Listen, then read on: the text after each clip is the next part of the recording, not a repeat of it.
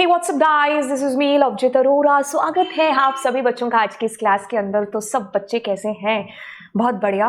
Exam है जो हमारे कुछ ही दिनों के अंदर होने वाले हैं और हम ढूंढ रहे हैं जी कोई आसान सी क्लास, मुश्किल सी चीज़ को आसान सा बना के हमें बता दे। तो बिल्कुल आप एक सही क्लास के अंदर पहुंच चुके हो, क्योंकि यहाँ पर मुश्किल सी चीज़ें आसान सी लगती हैं मेरे साथ, ऐसा आप थोड़ी देर में फील करने लगोगे। तो चलिए स्टार्ट करते हैं टाइप्स ऑफ फाइल के अंदर। तो आप बच्चों को लगा कि मैं आपको यहाँ पर बताने वाली हूँ टेक्स्ट, सीएसवी और बाइनरी तीनों फाइल्स का एक ओवरव्यू। बिल्कुल आपको सही लगा है।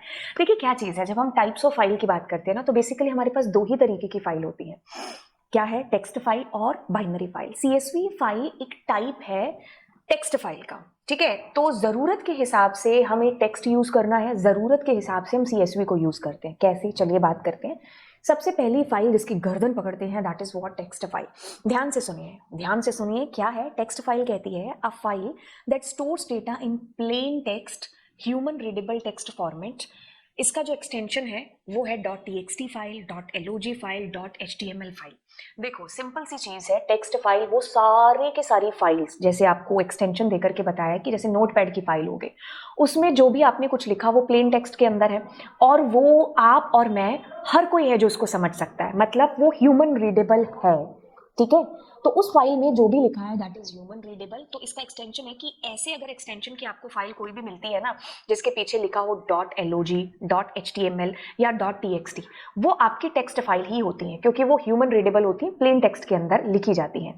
फीचर्स क्या है कि ऑफ कोर्स कोई भी फाइल है, चाहे वो टेक्स्ट है, चाहे वो बाइनरी है, चाहे वो सीएसवी है, काम तो उसका यही है ना, डेटा को स्टोर करना। अब ये कहता है कि data stored as a sequence of character. हम अपनी फाइल में अपने कीबोर्ड से लेटर्स टाइप करते हैं, नंबर टाइप करते हैं, कुछ सिंबल है या जो भी हमारे कीबोर्ड के ऊपर कीज है, तो वो सारा डेटा हम नोटपैड की फाइल में, वर्ड की फाइल में टाइप करते हैं और वो क्या है? ह्यूमन रीडेबल है। आम तौर पर शायद बचपन से लेकर अभी तक हमने इसी फाइल के साथ काम किया है। हमने 6-7 में जब कंप्यूटर के साथ काम करना शुरू किया तो मैम ने नोटपैड, वर्डपैड ये सारे करवाए हमें, तो वो हमारी टेक्स्ट फाइल ही थी। हम टेक्स्ट फाइल के साथ ही अभी तक अपना काम है जो करते हुए आए हैं, क्योंकि वो ह्यूमन रीडेबल है। जो हमें समझ में आएगा हम उसी फाइल में काम करेंगे ना। कुछ उसमें समझ ही नहीं आ रहा है तो हम काम कैसे करते? अच्छा, कहते हैं कि यहाँ पर जब भी आप अपनी टेक्स्ट फाइल में कोई भी डेटा लिखते हो, जैसे मैंने एक लाइन लिख ली, तो as soon as you press enter, तो वहाँ ऑटोमेटिकली एक न्यू लाइन कैरेक्टर आ जाता है, ठीक है। इसका एक बड़ा रोल होगा जब आप प्रोग्रामिंग करोगे पाइथन के अंदर, बताएंगे उसको भी। बट आपको ये चीज़ जाननी है कि हर लाइन न्यू लाइन कैरेक्टर एक होता है जिससे एंड होती है। हर लाइन जैसे आपने एंटर किया, मतलब आपने अगर लाइन खत्म कर दी, कुछ मतलब कुछ भी आपने लिखा, as soon as you press enter, तो यहाँ एक new line character automatically generate हो जाएगा। इजी टू रीड, क्योंकि एंटर है ना इसका मतलब, है ना। Okay, easy to read and write using basic text editor. Text जो एडिटर है, मतलब कोई भी आप नोटपैड का इस्तेमाल कर लो, चाहे आप MS वर्ड का या वर्डपैड का, तो उसमें रीडिंग और राइटिंग इज ईजी, क्योंकि वो ह्यूमन रीडेबल है। तो जितने भी काम है ना टेक्स्ट फाइल के साथ में, सब कुछ ईजी है। अब देखिए टेक्स्ट फाइल का ही एक टाइप है जो कि सीएसवी फाइल है, type of text file where data is stored in tabular format. जब आपको डेटा को टेबल की फॉर्म में स्टोर करने की आवश्यकता पड़े तो हम उसको टेक्स्ट में नहीं लिखेंगे, हम उसको सीएसवी फाइल के अंदर लिखेंगे। आई बात समझ में? जैसे मान लीजिए तुमने पार्टिसिपेट किया किसी ऐसे राइटिंग के अंदर, नहीं आपने पार्टिसिपेट किया, चलो ऐसे राइटिंग के अंदर, है ना। तो अब आपको ऐसे लिखने की जरूरत पड़ रही है, ठीक है। तो आप क्या कर रहे हो? उसको पूरा टेक्स्ट फाइल के अंदर लिख रहे हो। अब आप क्या कर रहे हो? दूसरा एग्जाम्पल लेते हैं कि आपको बच्चों के नाम स्टोर करने या लिखने हैं कि किन किन बच्चों ने ऐसे राइटिंग के अंदर पार्टिसिपेट किया है, कितने लड़के हैं, कितनी लड़कियां हैं, कौन सी क्लास के अंदर हैं। तो ऐसे में मेरे ख्याल से हमें जो है टेबल की फॉर्म में डेटा अगर हम रखेंगे तो वो ज़्यादा अंडरस्टैंडेबल होगा। जैसे हम IRCTC की वेबसाइट पर देखते हैं, वहाँ पर एक टेबल की फॉर्म में बताया गया होता है कि कौन सी ट्रेन कब आने वाली है, कौन से प्लेटफॉर्म पर आएगी, कितनी देर से आएगी, वो कितनी लेट हो रही है। तो जब हमें हमारे डेटा की जो ज़रूरत है ना वो टेबुलर फॉर्मेट में लिखने की पड़े, तब हम इस फाइल का यूज़ है जो करते हैं, ठीक है। अब ये कहता है कि with value separated by comma, इसका नाम क्या है? Comma separated value. तो इसमें जो बाय डिफॉल्ट डेलीमीटर यूज होता है ना, दैट इज व्हाट? कॉमा। इसके अलावा भी सेमीकोलन वगैरह आप दूसरे डेलीमीटर्स का यूज भी है जो कर सकते हो। बाय द वे इसमें जो बाय डिफॉल्ट है वो क्या है? आपका कॉमा, क्योंकि इसका नाम ही कॉमा सेपरेटेड वैल्यू है। तो जब आपको आपके डेटा को एक पैराग्राफ की फॉर्म में नहीं लिखना है, आपको टेबल की फॉर्म में उसको लिखना है, तब हम इस टेबुलर फाइल यानी कि CSV फाइल का यूज है जो करेंगे। तो इसका एक्सटेंशन होता है .CSV स्मॉल के अंदर, ठीक है। ये डॉट ऐसे ही है, मैंने लाइन एंड का डॉट डाला है, इस डॉट का इससे कोई मतलब नहीं है। अब इसके फीचर्स क्या हो गए, used to store structured data like table, rows and columns का कॉम्बिनेशन टेबल है, तो बस जब टेबल की बात हो रही है तो that means we are talking about CSV file. Each row is a line and column are separated by comma, इसको मैं अभी प्रैक्टिकल करके बताती हूँ। Can be open in text editor और spreadsheet software like Excel etcetera. अब देखो क्या चीज़ है, मैं क्या करती हूँ, यहाँ पर पहले नोटपैड ओपन करती हूँ।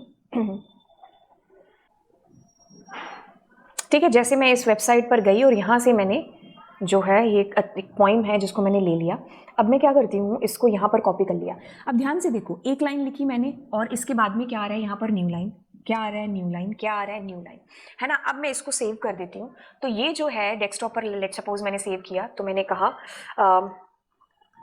टेक्स्ट फाइल .txt, तो ये मेरी क्या है, एक टेक्स्ट फाइल है जो कि डेस्कटॉप पर इस कदर इस प्रकार से जाकर के स्टोर हो गए जब मुझे कुछ इस कदर डेटा है जो लेना है। अब मैं क्या करती हूँ, इसी एक और फाइल लेती हूँ और उसके अंदर क्या करती हूँ, जैसे मैंने लिखा name comma class comma marks, ठीक है।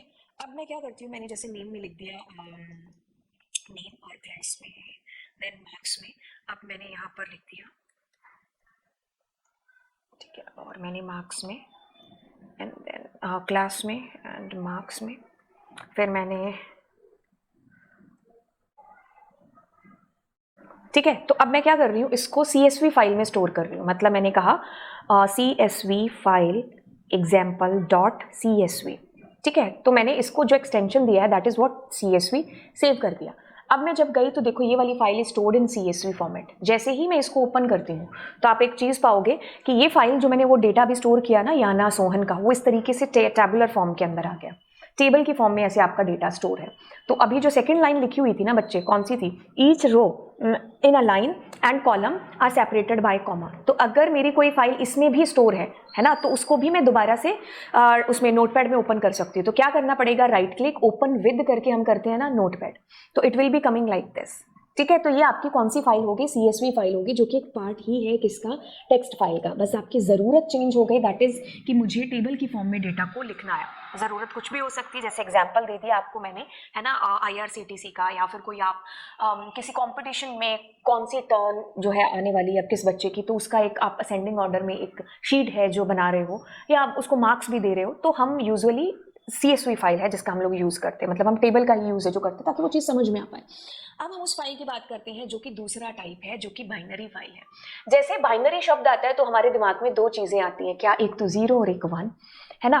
तो बिल्कुल यहाँ पर जो हमारा डेटा है ना, a file that stores data in binary format, बिल्कुल जो नेचर है बाइनरी वो अपना तो नहीं छोड़ेगा ना हमारी वजह से। तो यस, यहाँ पर जो हमारा डेटा है ना वो बाइनरी फॉर्मेट के अंदर जाकर के स्टोर होता है, making it non human readable. बिल्कुल ह्यूमन रीडेबल फाइल नहीं है। तो ये फाइल इस वजह से ज़्यादा सिक्योर है। मान लीजिए आपने कोई टेक्स्ट फाइल में पासवर्ड वगैरह रखे, अब हर कोई उस पासवर्ड को पढ़ लेगा तो वो सिक्योर नहीं है। अगर हम दोनों में कंपेयर करें तो बाइनरी फाइल हमारी ज़्यादा सिक्योर है as comparatively to text file, क्योंकि ये नॉन ह्यूमन रीडेबल है, ठीक है। अब .bin हो गया या .jpg, .pdf, ये सारे बाइनरी फाइल के ही एग्जाम्पल्स हैं, क्योंकि इसमें लिखा हुआ डेटा आपको कुछ भी समझ में नहीं आएगा अगर आप उसको टेक्स्ट वगैरह में खोल करके देखने की कोशिश करोगे, ठीक है। जैसे कि मान लीजिए एग्जाम्पल लेते हैं, जैसे कोई फोटो है, मान लीजिए यही है ना, ये मेरा थंबनेल है किसी का, तो मैं क्या करती हूँ, राइट क्लिक करके अब मैं इसको ओपन विद करती हूँ, ठीक है। तो मैंने यहाँ पर इसको टेक्स्ट में ओपन करने की, नोटपैड में, चलो मैंने इसको ओपन कर लिया। तो अभी देखो मेरे पास ये अजीब से टेक्स्ट आएंगे, फूल गोभी पत्ते कुछ इस तरीके से, देखो ऐसे बना हुआ सा है ना, तो कुछ अंडरस्टैंड नहीं हो रही है चीज़ें। तो ये हमारा कौन सा फॉर्मेट है, ये बाइनरी का फॉर्मेट है, ठीक है। तो हमें नहीं समझ में आएगा। तो कहता है फीचर्स क्या है, suitable for storing media files, जैसे फोटोज, इमेजेस, ऑडियो फाइल्स, सारी बाइनरी फाइल्स हैं, ठीक है। कहता है कि compact and efficient for storing large और कॉम्प्लेक्स डेटा। जब हमें रखना है तो हम इसी का सहारा जो लेंगे, रिक्वायर स्पेशल प्रोग्राम और libraries to interpret the data. जैसे हम लोग पिकल मॉड्यूल वगैरह का यूज़ करेंगे आगे चल करके, जब हमें बाइनरी के साथ डेटा को रीड राइट करना होता है, क्योंकि ये फाइल ह्यूमन रीडेबल नहीं है और ज़्यादा सिक्योर फाइल है, ज़्यादा फास्ट काम है जो करती है as comparatively to text file के, ज़्यादा लार्ज अमाउंट ऑफ डेटा है जो हम इसके अंदर स्टोर कर सकते हैं बाइनरी फाइल के अंदर। ठीक है, तो ये सारी की सारी एक ओवरव्यू चीज़ें थी इन तीनों फाइल्स के बारे में। तो चलिए फिर आपको मिलते हैं अगली क्लास के अंदर, जहाँ पर मैं आपको एक-एक फाइल का कंपैरिज़न यहाँ पर बताने वाली हूँ। तो चलिए फिर bye bye and God bless you all. Channel को ज़रूर है जो आप सब्सक्राइब कर दीजिएगा।